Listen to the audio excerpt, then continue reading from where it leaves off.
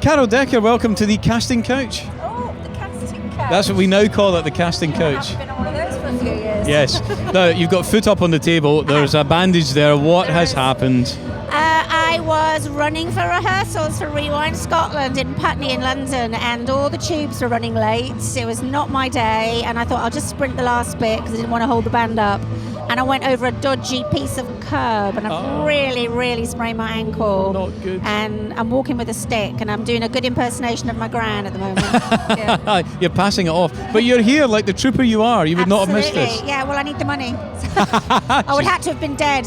And she's honest, Now, you hosted part of the Rewind stage last year I at did. Scone. I hosted, I think it was Sunday last year. I did, yeah. How does that compare to actually being on with the band? It was a blast, actually. I felt a lot less pressure. Yes. Because I am good at talking and walking. Well, when I don't fall over, yeah. And when you sing, it's all, oh my God, am I going to have my voice? Am I going to hit all those notes in China on your hand? Do I look like how they remembered me? There's like sort of big pressure when I'm her from Tapau, you know what I mean? Well, you're going to be her from Tapau today, so how is the pressure pre-match, if you like? It's okay. I could live without the injured ankle because I do like to bop about when I sing. And I did a show last night, in a big 80s show in Northampton last night, and I sort of had to stand there and kind of clap my hands like, so you've learned a seal. You've learned a whole new dance routine. I've learned a whole new one-legged dance routine. Yes, I have. Yeah. Do you find though that you get more sympathy from the crowd because of that they're more encouraged to join in with you? Yeah, so I can be a bit rubbish, but they don't care because they go, oh look, we can't say she's rubbish. She's got a bad leg.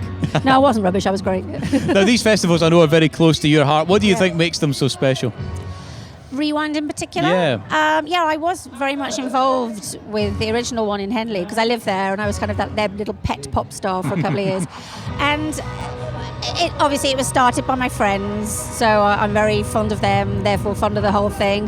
But I think they do it with such style, and David Hartfield, who does the promotion, always makes sure that he picks a really killer lineup, I think. Yep. So, you have to give him credit for how hard he works to make sure it's an interesting show and not just some load of saddle so-and-sos from yesteryear. He picks people who are still really good at what they do.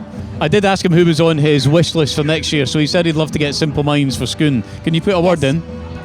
We'll put a word in. I'll try and get Track Jim down. And what else, apart from the stage shows and the festivals, are you working on with Tapau at the moment? I'm working on a brand new album called Pleasure and Pain, and which I'm doing the pain bit right now. Have you just given the album title in the last couple of days? Yeah, it's going to have a big picture of my foot, yeah.